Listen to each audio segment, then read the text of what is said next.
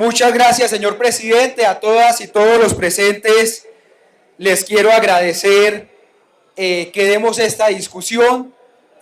Les voy a hacer una presentación de unos 15 minutos. Les ruego el favor para mostrarle una serie de mapas, de datos que sustentan la necesidad de lo que hoy llamamos nosotros la paz total. Antes de comenzar a mostrarles a todas y todos ustedes los mapas, me voy a permitir contarles esta historia que estaba leyendo el fin de semana. Antes de que Europa comenzara su camino al precipicio de lo que fue la Primera Guerra Mundial con la famosa guerra de trincheras, que dejó millones de muertos, había un francés llamado Jean Jaurès.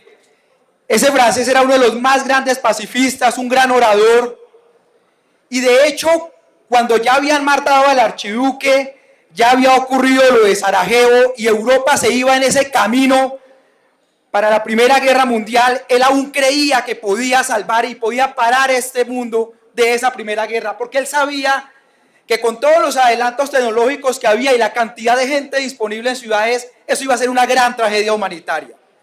Y siempre, incluso la noche que él estaba redactando el último comunicado para sacarlo, le dijo a sus amigos que en ese momento estaban las imprentas en toda boga, que fueran a comer. Cuando fueron a comer en París al restaurante, desde una ventana le dispararon, le metieron 2 tiros y no alcanzó a salir su último manifiesto. Lo que salió al otro día fueron miles y miles de franceses, alemanes y españoles a marchar por el asesinato de Jean Jaurès. Y una de las cosas que él siempre dijo es que había que hacer todo lo posible para garantizar la pacificación de los territorios y que la gente no se matara y no asesinara a otro por ideas o por economías ilegales, y que todas las dificultades se podían tramitar de forma pacífica. Esa es la invitación que nosotros tenemos sobre la paz total en Colombia. Yo lo citaba en las comisiones primeras de Cámara y Senado. Si nosotros tuviéramos que dedicarle 1 minuto de silencio, dijo el padre Francisco de Rú, a cada una de las víctimas de este conflicto, tardaríamos más de 17 años en silencio. 230.000 homicidios, 8 millones de desplazados, 32.000 secuestros, más de 30.000 desapariciones forzadas. Esa es la magnitud de este conflicto. Pero las cosas han mejorado. Yo les ruego que me pongan la presentación y ojalá no coloquen mi imagen, no hay ningún problema. Y veamos esta primera gráfica. Esta primera gráfica nos habla de la tasa de homicidio en Colombia. Y este es un país que ha mejorado con todos los procesos de paz, con el proceso de desmovilización paramilitar en la época de Álvaro Uribe, o el proceso de paz con las extintas FARC. En 1993 teníamos una tasa de homicidio de 80 por 100.000 habitantes. Hoy está en 27 por 100.000 habitantes. De hecho, en la época más suave, que fue el 2016-17, llegamos a 26 por 100.000 habitantes. Es decir, casi 60 puntos cayó la tasa de homicidio producto de los procesos de pacificación. Pasamos a la siguiente gráfica. Esta es una gráfica maravillosa. Habla de los 281 municipios donde hacía presencia la antigua guerrilla de las FARC y convertida en partido político. Y ustedes se dan cuenta la caída vertiginosa en el número de homicidios que se dio. Es decir, sí hubo un gran impacto en los temas humanitarios con el proceso de paz. Vamos a la siguiente gráfica. Si ustedes ven, la superior izquierda es el número de masacres. Nosotros pasamos de tener un ritmo de masacres en la época de Jorge 40, que llegamos a 333 masacres y llegamos a 9 masacres en 2016. Y luego otra vez comenzó a aumentar. Miren el caso de desplazamiento forzado. De tener 800.000 desplazados forzados por año, hemos caído a más o menos 200.000, muchos todavía. Por eso estamos en este esfuerzo de la paz total. Pero son 600.000 desplazados menos gracias a todo lo que hemos hecho en el proceso de paz. En la parte inferior izquierda vemos los eventos de conflicto y luego vemos los temas de secuestro. De tener más de 1.000 secuestros en el año, hemos pasado a tener más o menos 60, 70, 80. En el año 2006, 1.214 personas perdieron un brazo, una pierna, los testículos o ojos por pisar una mina antipersonal. Ir al pabellón de mutilados del hospital militar era una película de terror. Hoy, gracias a Dios, casi todo esto está cerrado y hemos bajado a cifras apenas de 60, 70, 80 personas que han caído en minas antipersonal. Entonces esto ha tenido un impacto importante en los procesos de pacificación. Y también les doy un dato que lo hemos tenido en Comisión Primera de Senado. En el año 98, 99, 2000, más o menos 800 municipios tenían presencia de organizaciones criminales y grupos armados ilegales. Hoy estamos hablando de más o menos 300 que requieren esa pacificación. Aquí está la senadora Berenice, que es de la zona del Bajo Cauca, donde hay una guerra entre el bloque Virgilio Peralta o los Caparrapos y el Clan del Golfo desde hace 4 años. Decapitamientos, descuartizamientos, Cáceres, Tarazá, Valdivia, Caucasia, todos esos municipios lo que le gritan a uno es que le den paz. Aquí está el viceministro Gustavo Realpe, de la costa pacífica nariñense, Tumaco, Barbacoas, Magüí Payán, La Tola, El Charco. 17 organizaciones criminales hoy están en una guerra sin cuartel y la gente lo que grita es: ayúdenos a la paz total, colabórenos a que no, el cese multilateral al fuego. De hecho, tiene sentido cuando uno ve territorios como la costa pacífica nariñense. Senador Robert Daza, que estuvimos en el macizo colombiano, no pudimos llegar a Almaguer. Lo que pasa ahorita o en Almaguer o en Policarpa, El Rosario, Cumbitara, es exactamente lo mismo. 4 organizaciones criminales donde tienen la población totalmente confinada. O si nos vamos para el Catatumbo, lo que es Tibú, Convención, Teorama, San Calixto, es exactamente igual. O estuvimos con el ministro Prada en el Bajo Putumayo, en Puerto Asís, en Leguízamo, San Miguel, Orito, Valle del Guamués, en esa guerra entre los comandos de frontera y el Frente Carolina Ramírez. La gente lo que pide es paz. Y esto nos demuestra que hemos avanzado muchísimo, pero que nos falta todavía algo por avanzar. ¿Pasamos? Nosotros tenemos además que resolver situaciones humanitarias en los territorios como el asesinato de líderes y lideresas sociales. Vuelvo y cito algo que dije en Comisión Primera.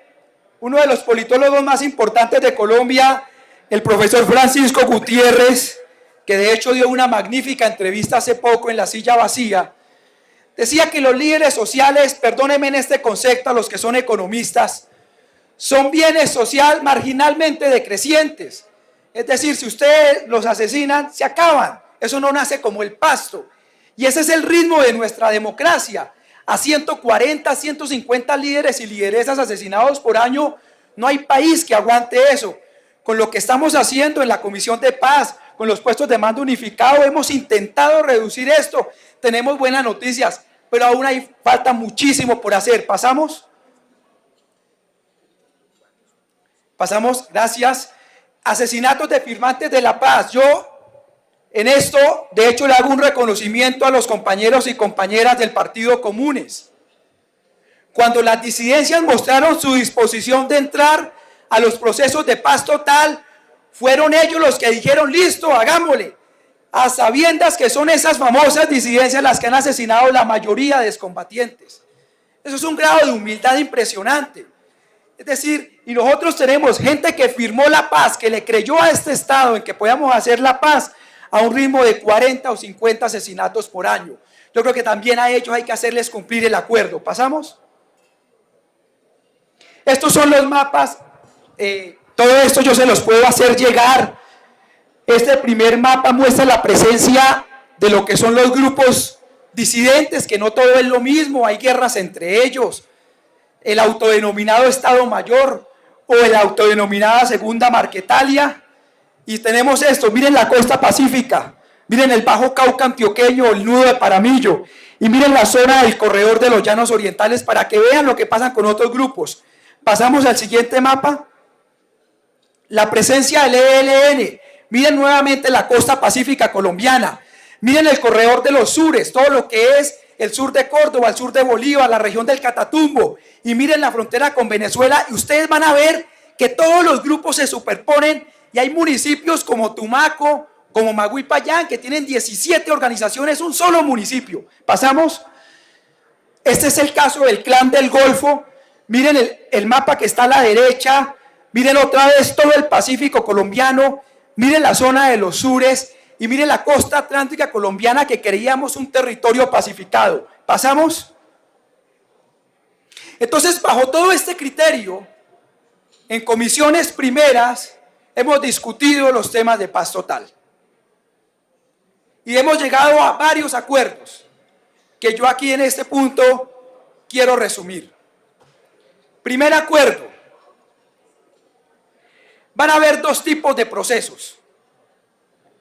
Van a haber un proceso de paz con agenda política, con grupos al margen de la ley, por ejemplo el ELN, y van a haber procesos de acercamiento para el sometimiento a la justicia con organizaciones criminales. Y hemos acogido definiciones que incluyen, entre otras, por ejemplo, la Convención de Palermo, lo que nos dice el DIH y lo que nos dice el Código Penal colombiano. 2. Hemos establecido la categoría de regiones paz como un mecanismo de agrupación de municipios para que el Estado coherentemente invierta en las regiones y que acabemos el archipiélago de iniciativas, de instituciones que invierten en una cosa y en otra en temas de paz.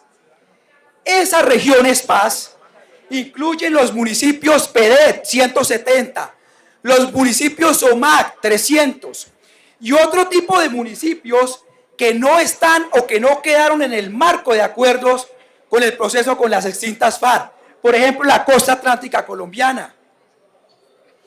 3. Se crea la figura del Gabinete para la Paz, con una cosa sencilla, con una importancia del Alto Comisionado para la Paz como estaba antes, y es que exista un ente rector a nivel del Ejecutivo que pueda guiar las inversiones en temas de paz. Eso es el Gabinete para la Paz, donde pueden invitar los negociadores, por ejemplo, a hablar. Excluimos lo que había, que se podían invitar miembros de organizaciones criminales, lo excluimos en el acuerdo que hicimos en comisiones primeras. 4, se mantiene, no se crea, se mantiene la figura de zonas de ubicación en un estado avanzado del proceso, bajo la lógica de que ese mecanismo u otro, pero ese es un mecanismo viable para la dejación de armas. Y queda absolutamente claro, como lo leyeron en el informe final de ponencia, que es en un estado avanzado del proceso. De hecho, quiero citar que cuando intentaron abrir la discusión, el senador Alfredo de Duque, que lo tengo aquí al frente, dijo: eso ya lo discutimos hace muchos años, por ahí pasemos, y se mantiene. 5, se crea la figura del servicio social para la paz, como un complemento al servicio militar obligatorio. No se deroga, no se acaba. Sean las facultades al ministro de Defensa para que progresivamente avancemos en esto y que un joven pueda decir: yo quiero alfabetizar en zonas rurales apartadas, quiero trabajar con víctimas del conflicto, quiero trabajar con adulto mayor, y es un complemento, una petición que muchos de los jóvenes nos hicieron. Si los que no queremos empuñar fusiles, pues sí, se les da otra opción, además con un criterio, que no está aquí el ministro de Defensa. Anualmente, para el servicio militar obligatorio son 21.000, 22.000 muchachos, y hay 70.000 que requieren, por ejemplo, libreta militar. ¿Qué hacemos con los demás 50.000? ¿Qué opción les damos? Pues esta es una opción que se les puede dar con el Servicio Social para la Paz. Y lo otro, que es lo que ha causado debate en las últimas horas, sobre los artículos 16 y 17, que contempla la figura de gestores de convivencia y contempla la figura del indulto. Sobre eso quiero decir las siguientes 4 cosas como coordinador ponente. Lo he hablado con el ministro Alfonso Prada, hasta anoche muy tarde y esta mañana desde las 5 de la mañana estamos hablando más o menos 4:30 de la mañana sobre esto. Lo primero, la paz total también significa una paz social. No se trata solo de desactivar actores armados ilegales. Se trata también de ofrecerle una segunda oportunidad a muchos muchachos de 19.